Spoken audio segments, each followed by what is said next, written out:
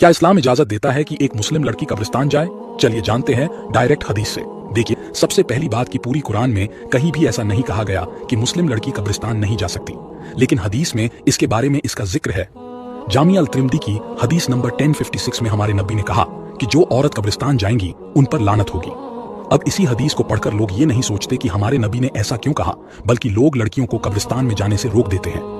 दरअसल हमारे नबी ने ऐसा इसलिए कहा था क्योंकि औरतें काफी इमोशनल होती है, वो अगर कब्र पर जाती है तो बहुत ज्यादा रोकर आती है, जिससे कई दिनों तक उन पर इसका असर रहता है।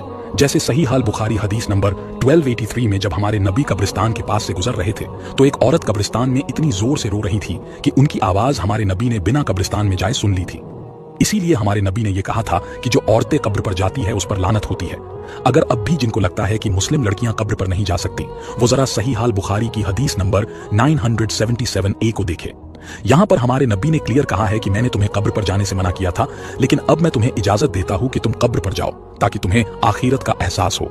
लेकिन एक बात जो मुस्लिम लड़कियों और मुस्लिम लड़कों को याद रखनी चाहिए कि अल्लाह ने हुक्म दिया है कि ज्यादा किसी मरहूम को याद ना करो, तो इस हिसाब से हम बार बार कब्र पर जाकर मरहूम को याद ना करें। लेकिन अगर कभी कभी जाना चाहे तो उसके कोई गुनाह नहीं। हमारे पेज को फॉलो करें ताकि आपको इस्लाम की इंफॉर्मेशन बिल्कुल आसान तरीके से मिल सकते। अल्लाह हाफिज।